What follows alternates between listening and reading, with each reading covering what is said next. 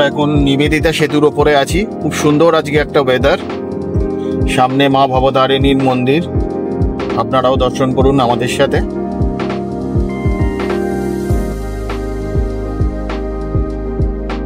Hello friends, welcome to this channel Wheels to Wings. কেমন আছেন সবাই? আশা করি আপনারা খুব ভালো আছেন আর অনেক জায়গায় ঘুরে বেড়াচ্ছেন। আজ 17ই মার্চ 2024।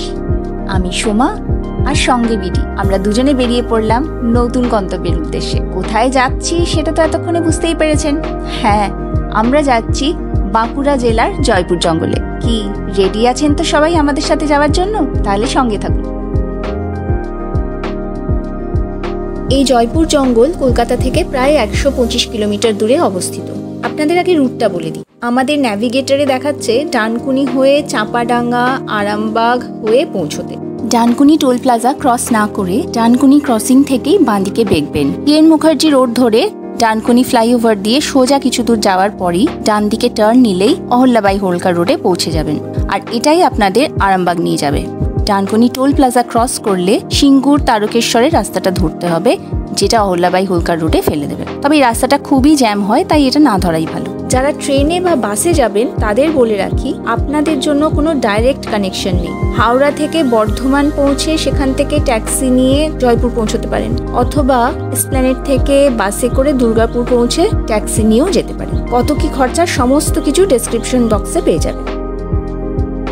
দুই পাশে দিগন্ত বিস্তৃত সবুজ মাঠ, হলুদ ধান ক্ষেত, নির্মল বাতাস আর মাঝে ফাঁকা মসৃণ রাস্তা। প্রকৃতির রঙের ছটা চারিদিকে। প্রাণ ভরে দূষণমুক্ত ফ্রেশ অক্সিজেন নিতে আমরা গাড়ি থেকে বেরিয়ে পড়লাম।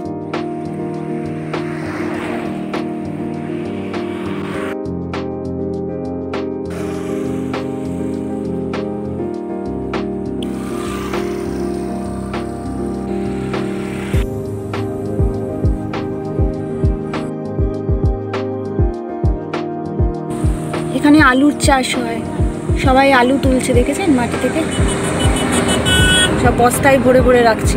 কি সুন্দর লাগছে। এরকম দৃশ্য গ্রামে আসলেই দেখা যায়।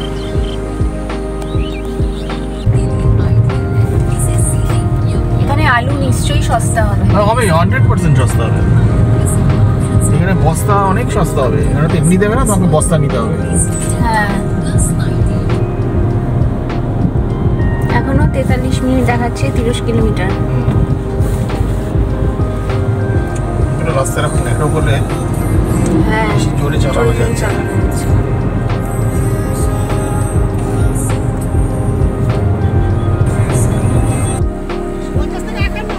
আচ্ছা আচ্ছা, 51 হবে, 51। 800 টাকা? হ্যাঁ, 800 টাকা। ঠিক আছে ঠিক আছে। 16 টাকা করে আলু। তাই তো কিলো পড়লো। 16 টাকা ইন্টু 50 হলে কত হবে? 580। সকালে বাড়ি থেকে ব্রেকফাস্ট না করেই বেরিয়ে পড়েছিলাম। খুব খিদে পেয়েছে এখন, তাই বলরামপুর নামক একটি জায়গায় একটি মিষ্টির দোকানে ব্রেকফাস্ট করে নিলাম।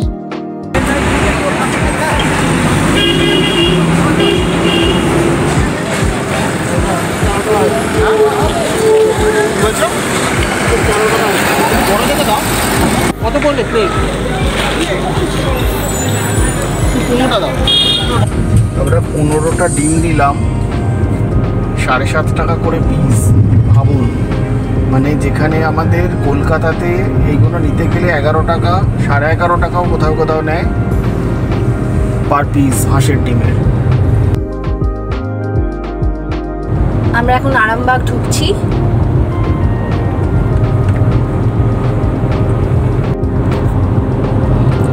এই অ্যাম্বুলেন্সটা আমাকে ক্রস করে এলো তখন সামনে। আর এখনো কিরকম যাচ্ছে দেখুন। আমাদের কলকাতায় যারা অ্যাম্বুলেন্স চালায় তাদের সাথে তো পাল্লাই দিতে পারবে না এরা।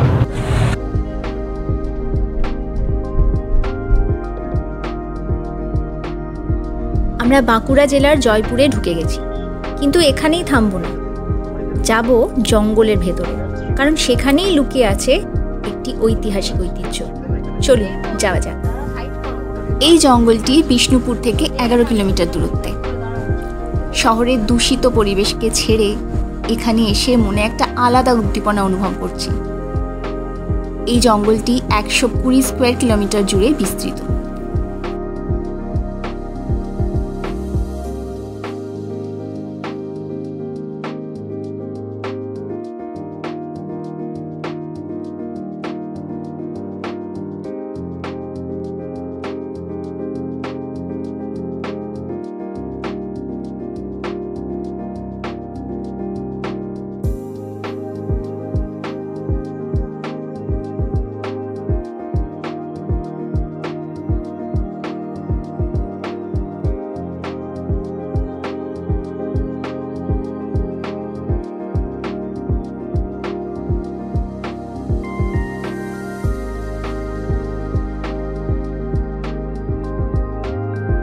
ওই তো অরণ্যকে সামনে দিয়ে সিধে রাস্তায় যাচ্ছি এখনো পর্যন্ত।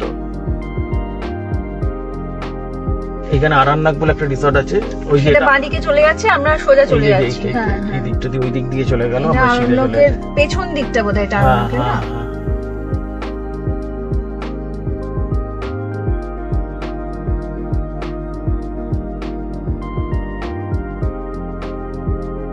এইবার ঢুকছি জঙ্গলে। পাকা রাস্তা ছেড়ে এখন মাটির রাস্তায় পৌঁছে গেছি।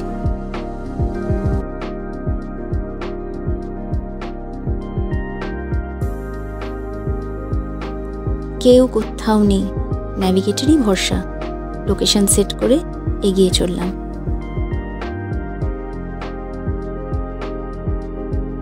খুব ভয় ভয়ও লাগছে, কারণ আশেপাশে কোনো মানুষ বা গাড়ি কিছুই দেখা যাচ্ছে না। শুধু বড় বড় শাল, পিয়াল, পলাশ গাছের রাজত্বে আমরা যেন ট্রেসপাসার।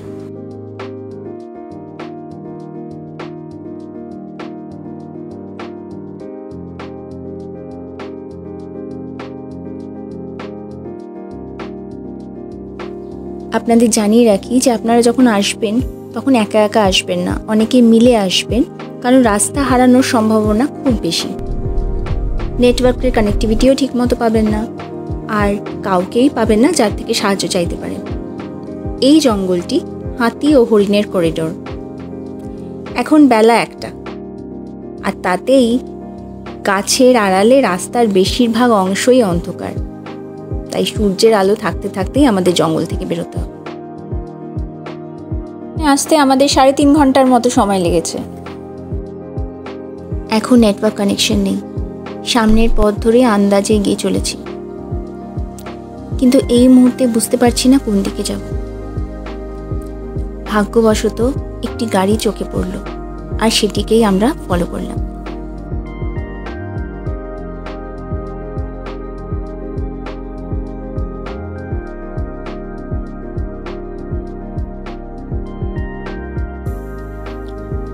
এখন যেখানে যাচ্ছি সেই জায়গাটা সম্পর্কে কয়েকটা কথা বলে রাখি। এটি একটি পরিত্যক্ত এয়ারফিল্ড, বিষ্ণুপুর থেকে প্রায় 11 কিলোমিটার দূরে, আর এটি 3 কিলোমিটার লম্বা।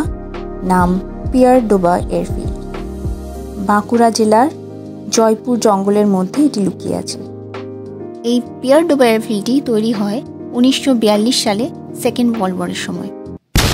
ইউএস এয়ারফোর্স অনেকগুলো এয়ারফিল্ডস তৈরি করেছিল বেঙ্গলের আশেপাশে ব্রিটিশ ফোর্সের সাহায্যে। এগুলো নির্মিত হয়েছিল যাতে করে রেগুলার বম্বিং রেডস করা যায়, জাপানিদের হাত থেকে পূর্ব দিক রক্ষা করার জন্য। কারণ সেই সময় জাপানিজ ইম্পিরিয়াল এয়ারফোর্স ঘন ঘন আক্রমণ করত কলকাতা পর্যন্ত। তাই উল্লেখযোগ্য এয়ার সাপোর্ট দরকার ছিল বেঙ্গলের খুবই।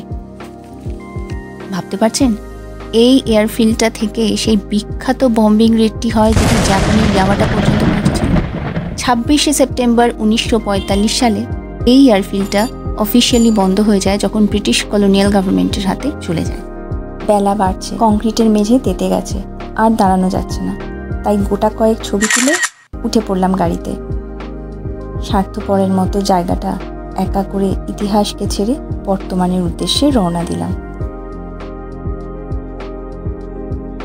মনের মধ্যে একটা অদ্ভুত আলোড়ন হচ্ছে, খুব আনন্দ হচ্ছে, আর নিজেকে খুব ভাগ্যবান মনে হচ্ছে, কারণ বর্তমানে দাঁড়িয়ে আমরা ইতিহাস ছুঁয়ে আছি। এই মাটি থেকেই বোয়িং B-29 সুপার ফোর্ট্রেস বা সুপারম্যান স্পিটফায়ারের মতো বিমানও উড়েছিল। আর দুঃখ হচ্ছে এই ভেবে যে যেই জায়গাটা একসময় কত ব্যস্ত ছিল ফ্লাইং অফিসার এবং এয়ার ট্রাফিক কন্ট্রোলারদের নিয়ে, আজ সেই জায়গাটা একেবারেই পরিত্যক্ত। একা ফাঁকা নিস্তব্ধ অলসতার মধ্যে দিয়ে পুরনো স্মৃতির সাক্ষী মাত্র। সত্যি সময় সব কিছু বদলে যায়।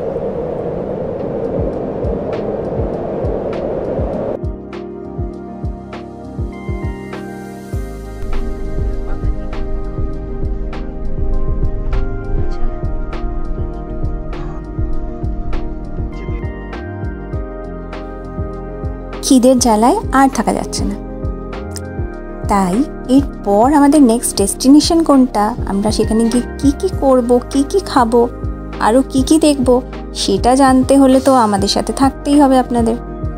এইটুকু সাসপেন্স তো চলতেই পারে, তাই না? যাক বাবা, এতক্ষণে বড় রাস্তায় পড়লাম। যদিও গুগলকে সন্দেহ করছিলাম আমাদের ফাঁসাবে বলে, কিন্তু সঠিক পথ দেখেই আমাদের জঙ্গল থেকে বের করলো।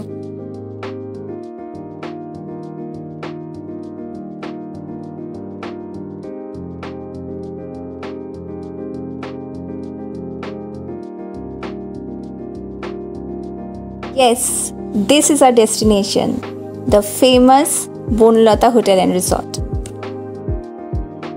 সোজা গিয়ে একটু বাঁ দিকে গেলেই পার্কিং লট, বিশাল এরিয়া জুড়ে লটটি, যেখানে আমরা আমাদের গাড়ি পার্ক করলাম।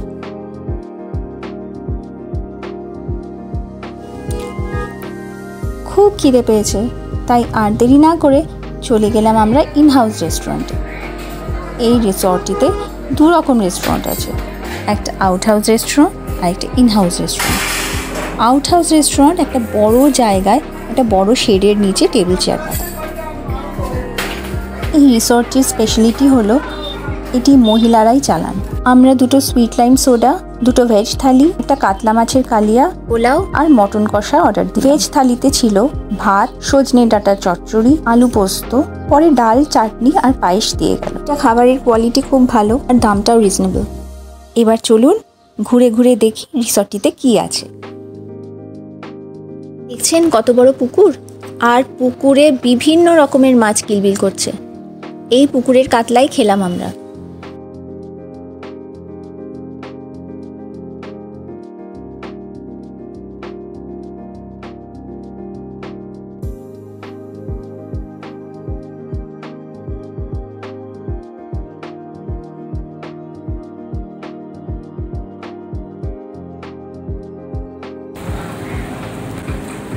এই দুধ বিক্রি হয়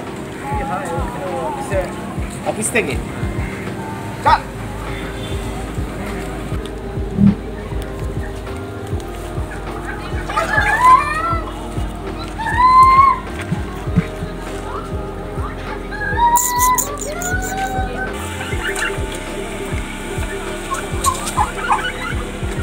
কি সুন্দর লাগছে না?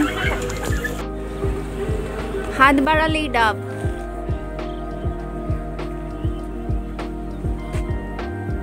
কত ডাবের শীষ।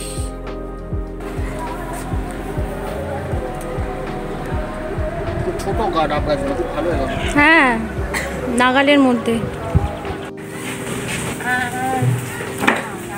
ঢেকিতে চাল ভাঙা হচ্ছে, আর সেই চালের গুঁড়ি দিয়ে দু রকম পিঠে তৈরি হচ্ছে, একটা নারকোলের পাটিসাপটা আর একটা ক্ষীরের পাটিসাপটা। নারকোলের পাটিসাপটার দাম হচ্ছে 50 টাকা আর ক্ষীরের পাটিসাপটার দাম হচ্ছে 60 টাকা। আমরা একটা নিয়েই দুজনে ভাগ করে খেলাম। সঙ্গে দিচ্ছে আখের গুড়। কিন্তু একটু মিষ্টি কম। আমরা যে সাধারণত একটু কলকাতার লোকেরা বেশি মিষ্টি দিয়ে ভালোবাসি, কোয়ালিটি ভালোই, তবে সাইজটাই হচ্ছে মেন আকর্ষণ। এরকম বড় বড় পাটিসাপটা ওটা দোসার মতো। এই যে শাকগুলো 100 টাকা। কি সুন্দর না? আর এইগুলো কত করে? এই যে এইগুলো কানেরগুলো? না না, এটা সেটগুলো বলো 70 টাকা। কানের 10 টাকা পিস। এটা কি আছে? এটা লাইট নাইট বাল্ব লাগানো হবে তার। লণ্ঠন। আচ্ছা, নাইট বাল্ব। দেখতে দেখতে 4:30 বেজে গেছে। এবার তো ফেরার পালা। গেটের বাইরে বেরোতেই চোখে পড়লো এই রিসর্টের নিজস্ব মিষ্টির দোকান। ব্যাস নেমে পড়লাম গাড়ি থেকে। একবার ল্যাংচা রসগোল্লার সাইজটা দেখুন। ল্যাংচা 50 টাকা আর রসগোল্লা 40 টাকা, বিশাল বড় সাইজ। বাড়ির জন্য কয়েকটা তুলে নিয়ে ফেরার পথে রওনা দিলাম। এই বনলতা রিসর্টটা ছেড়ে যেতে একদম ইচ্ছে করছিল না, কিন্তু আজ তো ফিরতেই হবে, তাই আজ আর থাকা হলো না। আমরা না থাকলেও এখানকার রুম রেন্ট সম্পর্কে যাবতীয় সব তথ্য ডেসক্রিপশন বক্সে শেয়ার করেছি। এবার তাহলে ভিডিওটা শেষ করছি। যদি একটুও ভালো লেগে থাকে অবশ্যই লাইক করবেন, শেয়ার করবেন এবং চ্যানেলটাকে সাবস্ক্রাইব করবেন। ধন্যবাদ।